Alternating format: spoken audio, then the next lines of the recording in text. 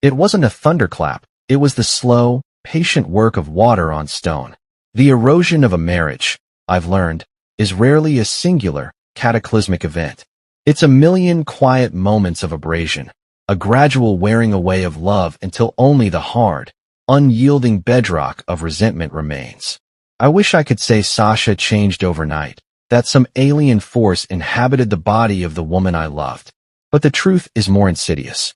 The woman who stood by, triumphant, as her lover's friends laughed at my humiliation was not a stranger. She was a creation, built piece by piece from the foundation of the woman I had married. Our beginning was a partnership forged in fire and ambition. Sasha was a force of nature, a whirlwind of charisma and relentless drive. I, a quiet strategist in the world of corporate logistics, was captivated by her flame. I didn't want to tame it. I wanted to stand close enough to feel its warmth.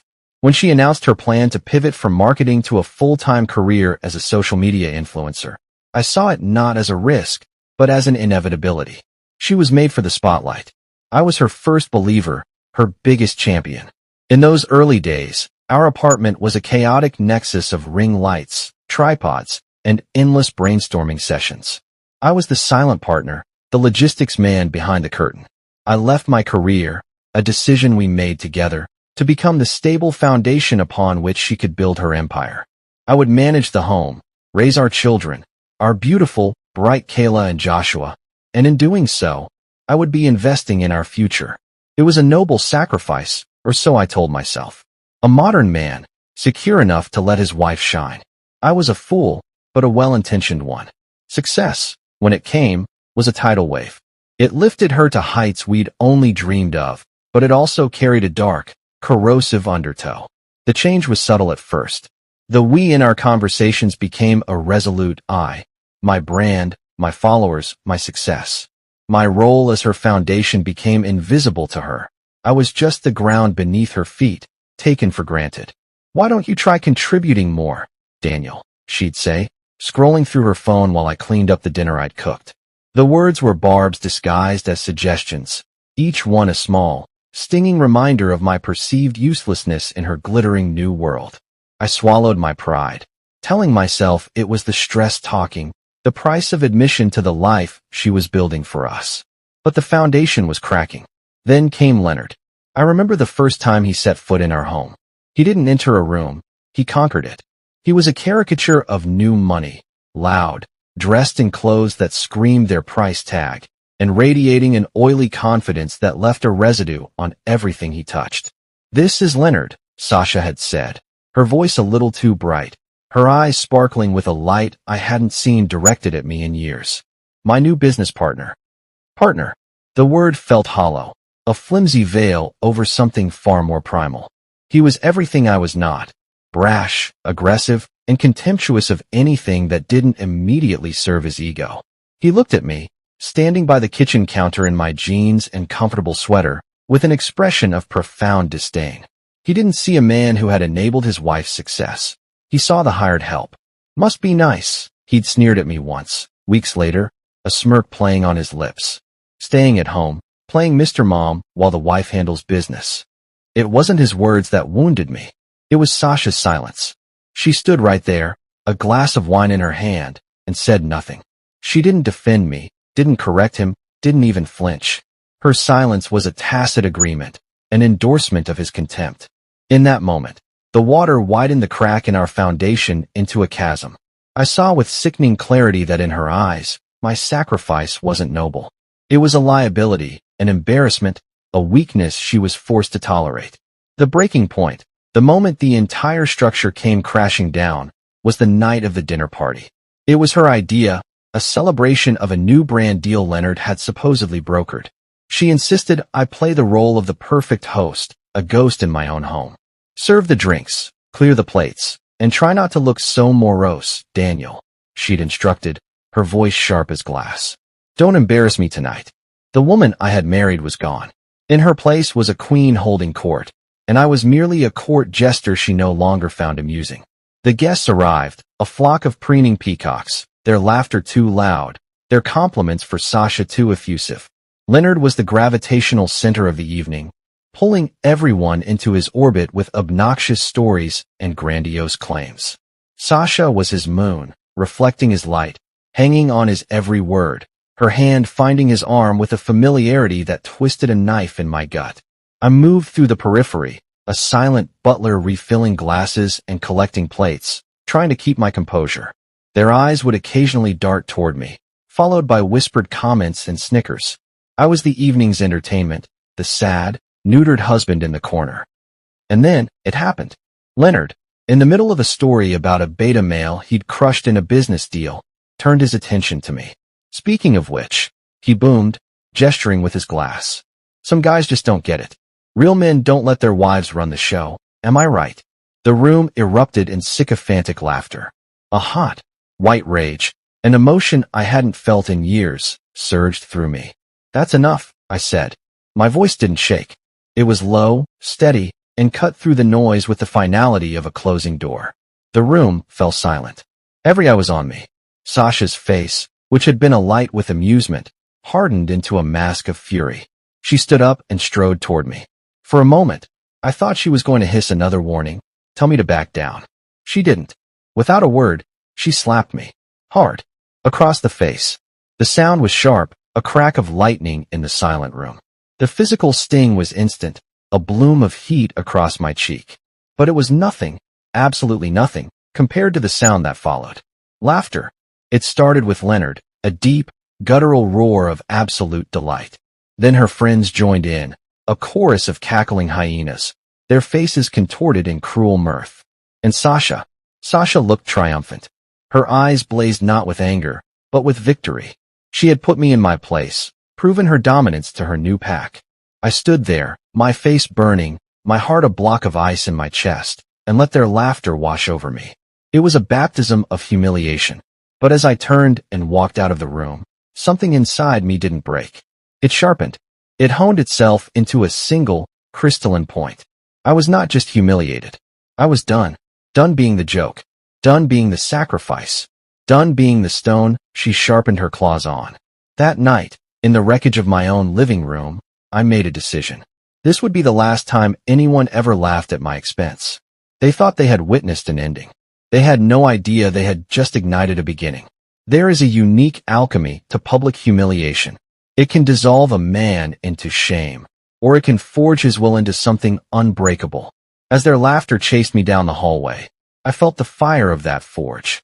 It wasn't the slap that lingered. A physical wound is a simple thing, honest in its pain. It was the echo of their mirth, the sound of my wife's triumph as she debased me for the approval of her new tribe. Man up, Daniel. Leonard's voice, thick with condescension, sliced through the noise. Even your wife knows you're weak. In the sterile quiet of the kitchen, I leaned against the counter, my breath coming in ragged bursts. My hands trembled, not from fear, but from a surge of adrenaline so potent it felt electric. Every instinct screamed for retaliation, to storm back in there, to shatter the smug mask on Leonard's face, to unleash the years of swallowed pride in a single, destructive tirade. But I held back, not out of cowardice, but out of a sudden, chilling clarity. A screaming match would only validate their perception of me. It would be a messy, emotional outburst from the man they already saw as weak. It would be a loss. Sasha had won the battle, in their eyes. She had asserted her power, and I had retreated. But the war was just beginning. I could still hear them, their voices muffled but distinct, the party regaining its obnoxious momentum. Sasha's laugh was the sharpest sound, a crystalline cruelty that bore no resemblance to the warm, melodic sound I had fallen in love with. That laugh was a eulogy for the woman she once was. My thoughts turned to Kayla and Joshua, sleeping peacefully upstairs, blessedly unaware of the rot that had taken root in their home. A wave of shame washed over me, but it was a different kind of shame now. It wasn't about the slap. It was shame for my complicity, for the silent erosion of my own dignity that I had allowed, day by day, in the name of keeping the peace. What lesson was I teaching my children? That love means self-annihilation? That respect is something you give away until you have none left for yourself? No, that ended tonight. I splashed cold water on my face, the shock of it grounding me. In the dark reflection of the kitchen window, I saw a stranger. His eyes were hollow, his face pale, the red mark on his cheek a stark brand of his disgrace. But beneath the exhaustion, a flicker in his eyes was hardening into a flame. The passive, accommodating Daniel was dying. In his place, something else was being born, something colder, more patient, and infinitely more dangerous. My revenge would not be a fiery explosion. It would be a quiet, systematic demolition. And I, the man they saw as the architect of nothing, would be the one to bring their entire world crashing down. When I walked back into the living room, they were so absorbed in their own self-importance that they didn't even register my return.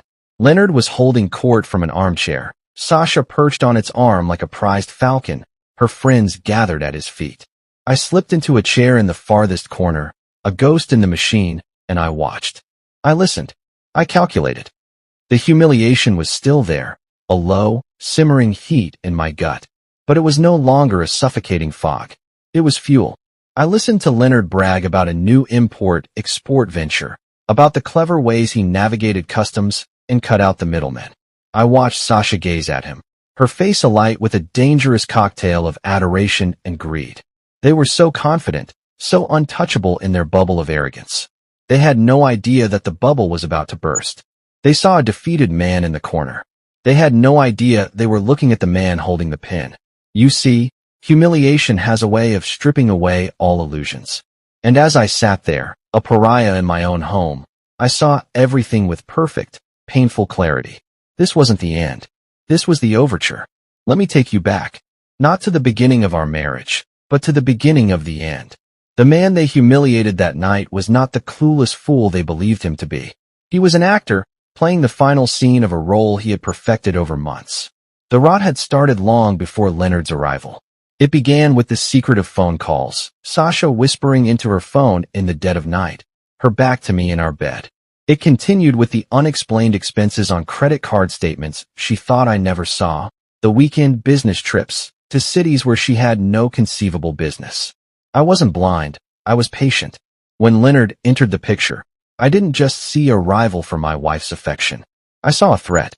My background in logistics had trained me to see patterns, to understand the flow of goods and money, and to recognize when the numbers didn't add up.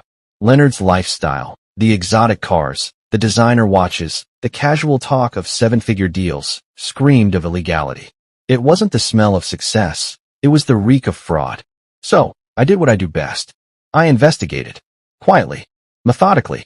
It started with a simple search of his name, which led me down a rabbit hole of shell corporations, defaulted loans, and whispers of connections to organized crime. He wasn't just a sleazy opportunist. He was a professional con artist, and Sasha was his latest, most valuable mark. But she wasn't just a victim. She was a willing participant.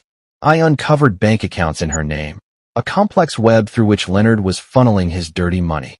She was laundering it for him, intoxicated by the glamour and the illusion of power, willfully blind to the abyss she was dancing beside.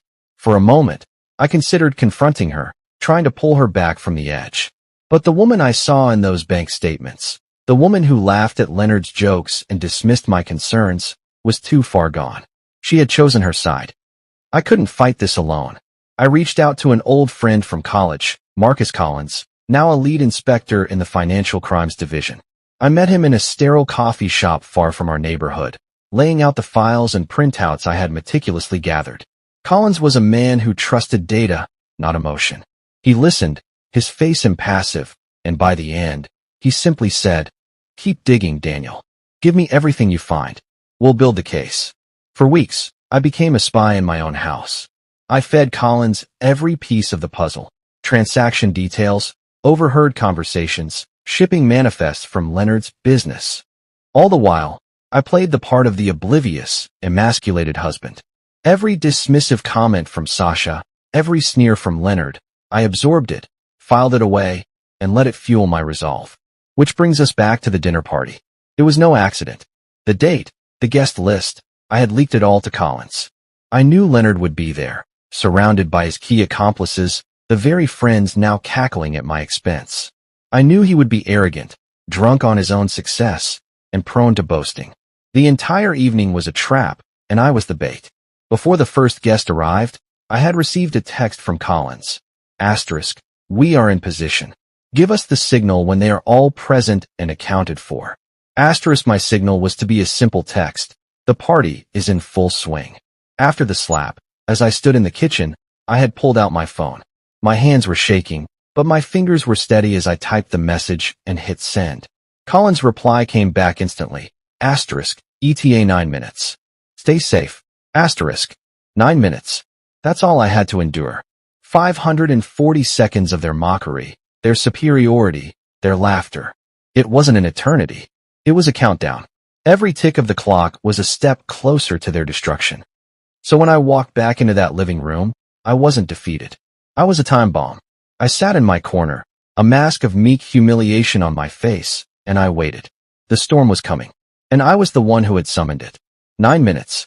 To the people in that room, it was the length of a bad story from Leonard, the time it took to finish a glass of overpriced champagne.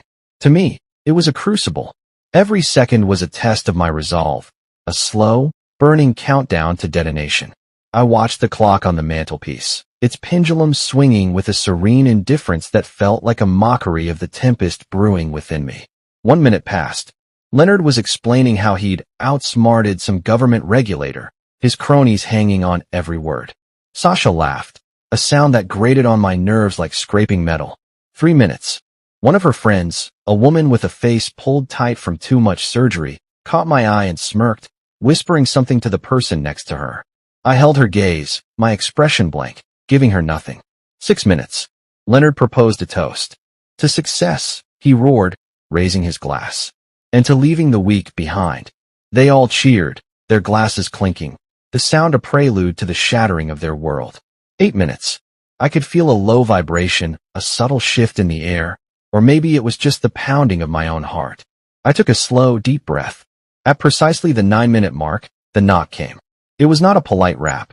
It was a hard, authoritative strike on the front door, a sound that demanded to be answered. The self-congratulatory chatter in the room faltered and died. For the first time all night, there was silence. Sasha shot me an irritated glare. "Daniel, get the door," she snapped, her tone that of a queen addressing a disobedient servant. I didn't move immediately. I savored the moment, the final breath of their ignorance. I slowly stood, straightened my shirt, and walked to the door. My hand was steady on the knob. This was it. I opened the door to reveal a wall of dark uniforms. At the front stood Inspector Collins, his face a grim, unyielding mask. Behind him, a team of tactical officers stood ready. They were a vision of absolute, unassailable authority. Without a word, I stepped aside, holding the door open. I was the usher, welcoming the consequence they had so richly earned. Collins strode into the room, his eyes scanning the stunned faces before landing on his target. Leonard Maxwell. His voice was a whip crack, cutting through the stunned silence. "You're under arrest for fraud, money laundering, and conspiracy to traffic narcotics." The chaos was instantaneous. Leonard scrambled to his feet, his bravado dissolving into raw panic. "This is a mistake. You have no idea who I am," he blustered, backing away as two officers moved to flank him. Sasha was frozen, her face a canvas of disbelief. "Wait," she stammered, her voice trembling. "He's a legitimate businessman. There must be some mistake." Collins ignored her completely. He gave a curt nod, and the officers expertly subdued Leonard, snapping handcuffs onto his wrists with a metallic click that echoed in the silent room. One of Sasha's friends, the one who had smirked at me, made a desperate dash for the back patio.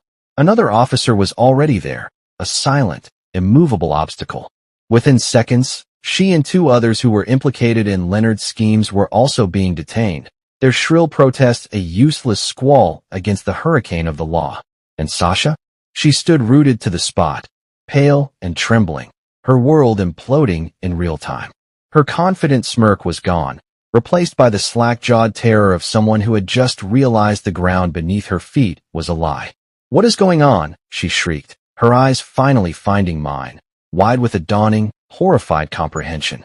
I didn't answer. I didn't need to. I simply stood, my arms crossed, and watched as the life she had chosen was systematically dismantled before her very eyes. But the night had one more act of brutal poetry in store. As the officers led a sputtering Leonard toward the door, he suddenly collapsed, a strangled gasp escaping his lips. He clutched his chest, his face turning a waxy, terrifying shade of gray. For a split second, I thought it was a pathetic act, one last gambit. But the sheer panic in his eyes was real. He was having a heart attack. The scene descended further into chaos. Paramedics were called, their arrival adding another layer of flashing lights and urgent commands. As Leonard was being loaded onto a stretcher, his invincibility replaced by a fragile, wheezing mortality, one of Sasha's friends fainted dead away, her body slumping to the floor. Another began hyperventilating, her panicked gasps adding to the cacophony. The opulent living room, a stage for their arrogance just minutes before, had transformed into a field hospital in a war zone. And through it all, I remained the calm eye of the storm, an unmoved observer of the wreckage I had wrought. When they had finally cleared the house of the arrested and the medically distressed, only Sasha and I remained, standing amidst the debris of her party. She turned to me, her face a mask of shock and utter betrayal. "How could you?" she whispered, the words barely audible. I met her gaze, my expression unreadable. I let the silence stretch, forcing her to inhabit the chasm she had created between us. Then, I spoke, my voice quiet but carrying the weight of every insult, every sacrifice, every moment of humiliation. 9 minutes ago, I said, you slapped me in front of your friends because I embarrassed you. Consider this just the beginning of me returning the favor. The silence that descended after the storm was heavier than any sound. The ghost of laughter and the phantom scent of expensive perfume hung in the air, a cruel reminder of the life that had just been obliterated. Sasha stood in the middle of the ruined living room, clutching the back of a velvet armchair as if it were a life raft in a vast, empty ocean. She looked at me, her eyes a maelstrom of confusion, fear, and a nascent, terrifying understanding. You, she finally breathed, the word an accusation and a revelation in one. This was you. I didn't confirm or deny it. I let her piece it together, let her comprehend the full scope of her miscalculation. The man she had dismissed as furniture had just rearranged her entire world. The foundation of her life, built on Leonard's dirty money and her own ruthless ambition, had proven to be sand. And the tide had just gone out. The fallout was swift and merciless, a public spectacle of the highest order. The internet, the very tool Sasha had used to build her kingdom, became the instrument of her execution. News of Leonard's dramatic arrest, complete with salacious details of fraud, money laundering, and drug trafficking, went viral. Her name, inextricably linked to his, was dragged through the digital mud. The comments sections on her now dormant social media pages became a cesspool of vitriol. Brands that had once clamored for her endorsement released sterile press statements, severing all ties. Her empire, built on the shifting sands of image and perception, vanished overnight. The sponsorships evaporated.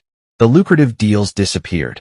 The bank accounts, Collins later informed me, were frozen as part of the ongoing investigation. The flashy car was repossessed. The designer clothes and handbags, once symbols of her success, became artifacts of a life that no longer existed. But the most brutal blow was the betrayal of her own kind. The so-called friends, the cackling chorus from that night, turned on her with the ferocity of sharks sensing blood. Facing charges themselves, they pointed every finger at Sasha, painting her as a willing accomplice, the seductive mastermind who had lured them into Leonard's web. Leonard, from his hospital bed and later his jail cell, sang the same tune, sacrificing her without a second thought to save himself. She wasn't just disgraced, she was radioactive. No one would touch her. She was utterly, completely alone. Through all this, I remained a silent observer. I didn't gloat. I didn't say, I told you so. I focused my entire being on creating a bubble of normalcy for Kayla and Joshua. I took them to school, read them bedtime stories, and answered their innocent questions about why mommy was so sad with gentle deflections. They were my true north, the anchor that kept me from being swept away by the undertow of vengeance. Sasha became a ghost in our home. She slept in the guest room, moving through the hallways like a shadow, her once vibrant presence diminished to a fragile, haunted silence. The confidence that had once been her armor was gone, leaving her vulnerable and exposed. When our paths crossed, she would flinch, looking at me as if I were a stranger she was only just beginning to comprehend. One evening, I was tucking Kayla into bed. Sasha stood in the doorway, a silent, forlorn figure. After I kissed my daughter goodnight and stepped into the hall, she stopped me. "Daniel," she whispered, her voice trembling. "I didn't know. About the drugs, all of it. I swear I didn't know." I looked at her, at the raw desperation in her eyes, and felt a flicker of something that might have been pity. But it was too little, too late. The distinction between willful ignorance and genuine innocence had long since blurred. "You knew enough, Sasha," I said simply, my voice devoid of malice but firm with the weight of truth. "You knew enough to know it was wrong." I stepped around her and walked away, leaving her alone in the hallway. Her shoulders slumped in defeat. For the first time, I saw her not as the powerful influencer or the cruel wife, but as a small, lost woman who had chased a glittering illusion off the edge of a cliff. That night, lying in bed, the house quiet around me, I didn't feel triumph. I didn't feel joy. I felt a profound, unexpected peace. The chaos was external, but for the first time in years, the world inside me was calm. I was finally in control. It's a strange thing to stand in the ruins of a life you helped build and feel, for the first time, a sense of liberation. For years, I had defined myself in relation to Sasha. I was the supportive husband, the stay-at-home dad, the silent partner. My own ambitions, my own identity, had been packed away and stored in the attic of our marriage, collecting dust. Now, with the structure of that marriage and rubble around me, I was free to unpack them. The anger I felt was not just for her betrayal, but for my own acquiescence. It was a righteous anger, and I decided to use it not as a weapon, but as fuel. The first step was to reclaim my professional identity. I pulled my old resume from the depths of my hard drive, the words on it feeling like a dispatch from another lifetime. Explaining a multi-year gap to care for children while my wife built a now infamous criminal enterprise was challenging. But I was no longer the meek, apologetic man I had been. I was direct, confident. I owned my story. Eventually, my experience and a newfound, unshakable self-assurance landed me a consulting position at a logistics firm. It wasn't the top of the ladder, but it was a rung, and it was mine. The simple act of receiving a paycheck with my name on it felt like a revolution. I began to rebuild my social life, reaching out to the old friends I had let drift away during Sasha's ascent. There were awkward conversations, of course, but true friends have a way of understanding. Soon, my weekends were filled not with curating a perfect image for Sasha's Instagram, but with genuine laughter, backyard barbecues, and conversations that didn't feel like a performance.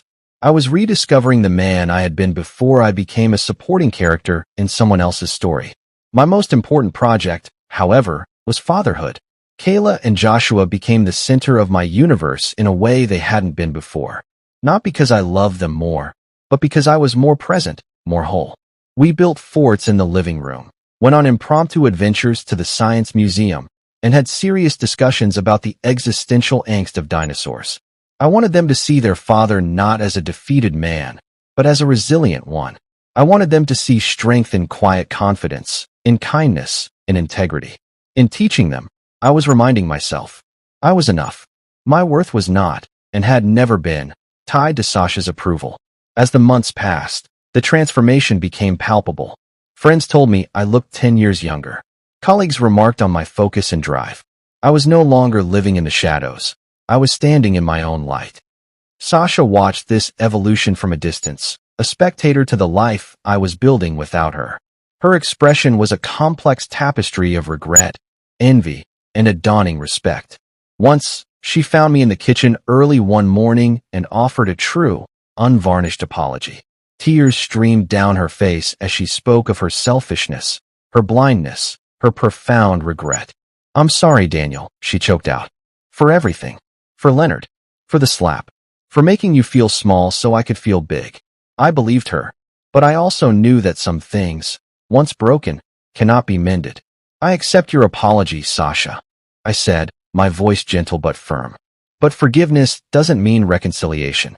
We can't go back." She nodded, a final, weary acceptance of the consequences. It was the closure we both needed. By the time the final legal dust settled, I was a new man. I had emerged from the fire not scorched, but forged. I wasn't the man who had been slapped and mocked in front of a room full of people. I was the man who had stood up, reclaimed his life, and found a strength he never knew he possessed. And that, I realized, was a victory far greater than any revenge. It was inevitable, I suppose, that we would have one final conversation. Not a fight, not a plea, but a quiet post-mortem on the life we had shared. It happened on a cool autumn evening. The kids were with my parents for the night, and the house was filled with an unfamiliar, adult silence. I was in the living room, reading, when Sasha entered. She didn't have the haunted, broken look she'd worn for months. There was a new stillness about her, a resignation that looked almost like peace. "Can we talk?" she asked. It wasn't the trembling request of before. It was a simple, direct question. I closed my book. "What is there to talk about, Sasha?" She sat in the armchair opposite me, the one Leonard had occupied on that fateful night. I need you to understand," she began, her voice steady. "I know I apologized, but I've been trying to figure out why, how I became that person." I waited, letting her find the words. "I think I was afraid," she said, looking not at me, but at her hands, twisted in her lap. "When my career took off, it was intoxicating, but it was also terrifying. The pressure to be perfect, to be on all the time, it was immense. And when I looked at you, so content, so stable, I think a part of me resented it. I twisted your strength into a weakness because it highlighted my own insecurity." She looked up, and for the first time, I saw not a villain or a victim, but simply a flawed human being who had made a series of terrible choices. "Leonard made me feel powerful," she continued. "He reflected the image I wanted to see of myself. And I let him. I let him poison my mind against you because it was easier than facing my own fears. I didn't just betray you, Daniel. I betrayed myself." Her words hung in the air, heavy with the weight of a truth finally acknowledged. "So what now?" I asked quietly. "Now," she said, a sad smile touching her lips. "I have to figure out who I am without the followers, without the money, without you. I'm going to move out. Start over. Get a real job. Be a mother our kids can actually be proud of." It was the most honest, most courageous thing I had heard her say in years. "You should want to be better for yourself, Sasha," I replied, echoing my words from months before, but this time they were imbued with a different meaning. It wasn't a dismissal, it was an encouragement. She nodded. "I know. For the first time, I think I actually do." That conversation was the final turning of a page. Leonard's downfall was a footnote in the legal history of the city, his name a cautionary tale of hubris. He was sentenced to a long prison term, his empire of lies reduced to a concrete cell. I followed the news with a distant, detached interest. His fate was a consequence, but it was no longer the focus of my story. Sasha moved out the following week. Our goodbyes were quiet, civil, tinged with the melancholy of what could have been. She was determined to rebuild, and for the sake of our children, I hoped she would succeed.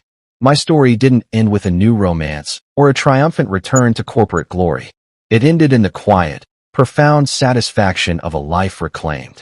It ended in the sound of my children's laughter filling a house that was finally, truly a home. I had faced the ultimate humiliation and had not only survived but thrived. I had learned that true strength isn't about the absence of weakness, but about what you build in its place. I was no longer the man in the corner. I was the architect of my own peace. And in the silent, steady work of that construction, I had found my truest, most lasting victory.